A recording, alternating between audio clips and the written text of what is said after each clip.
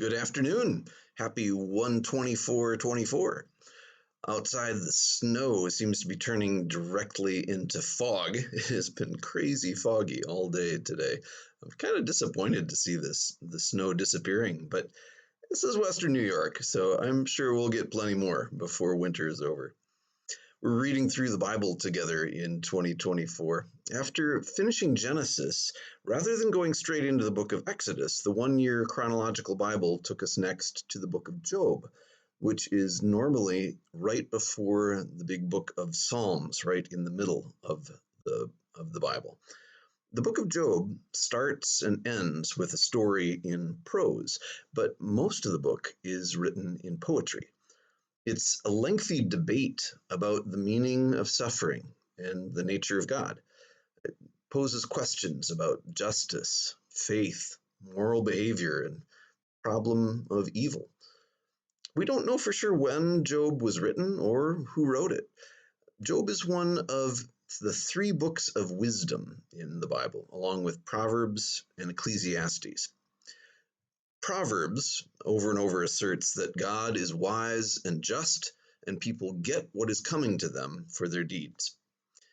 Ecclesiastes, however, points out that people don't always get what they deserve, and that life is unpredictable and hard to understand, which makes us wonder whether God is wise and just.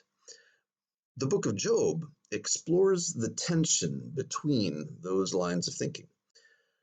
The Bible Project has some very helpful videos that explain the themes of each wisdom book and how they connect with each other. I've put a link to their video on Job in the description below. Job was a rich man who lived in the land of Uz, somewhere to the east of Israel.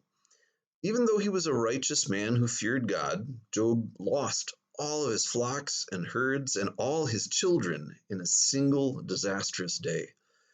Then he lost his health as well, becoming covered in sores.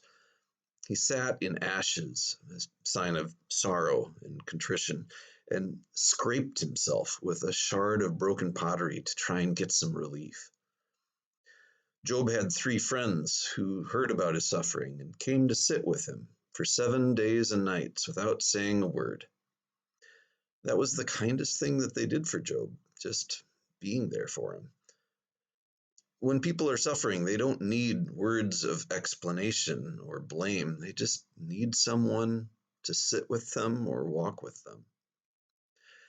Job did not curse God, as his wife encouraged him to do, but finally cursed the day of his birth, wishing that he had never been born.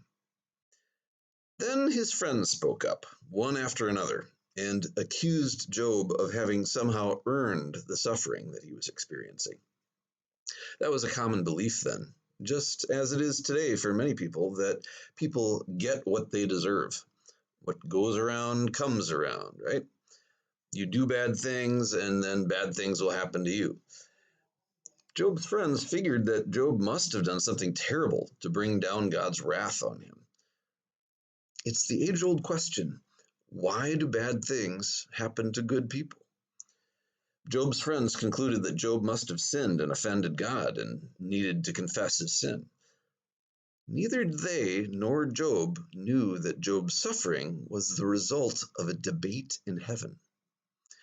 In the opening scene of the book, God was speaking to the heavenly beings, including one called the Satan, a title which means one who is opposed. God called Satan's attention to Job, who was living an upright life. Satan claimed the only reason Job was honoring God was that God had rewarded him and blessed him. He suggested that Job was obeying God just to get what he wanted. So God allowed Satan to take it all away.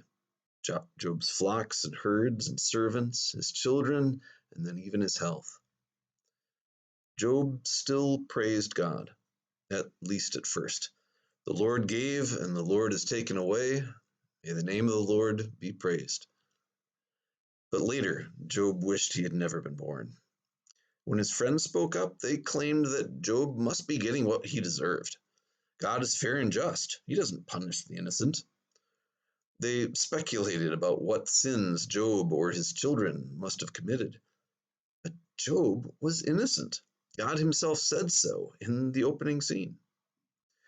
Throughout the book, Job is on an emotional roller coaster. He lashes out at his so called friends. He calls them miserable comforters. He complains about his suffering and agony. Who wouldn't? Sometimes he agrees with them that God is in control, but in the next breath, he accuses God of being unfair and reckless. He wishes that God would just put him out of his misery. Job gives voice to many of our own hidden thoughts and fears. He wants to argue his case with God. He demands God come and defend himself. Over the next few days, we'll hear the rest of Job's story.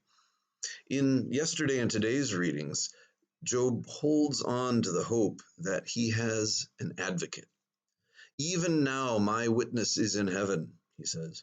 My advocate is there on high. My friends scorn me, but I pour out my tears to God. I need someone to mediate between God and me, as a person mediates between friends. I know that my Redeemer lives, and he will stand upon the earth at last. And after my body has decayed, yet in my body I will see God. As Christians, we look at those famous lines as testimony to the resurrection, and that we do have an advocate before the Father, a Redeemer who sets us free and has conquered the forces of suffering and death by going through it himself. Thanks for reading along in the Bible together. Hope to see you in person or online for worship this Sunday morning at 8:30 and 11, and adult class and Sunday school at 9:45. Our school is having an open house for new and returning students and families next Wednesday from 6 to 8:30. So if you know of anyone looking for a great Christian education for their kids, invite them to come. Have a great rest of the week.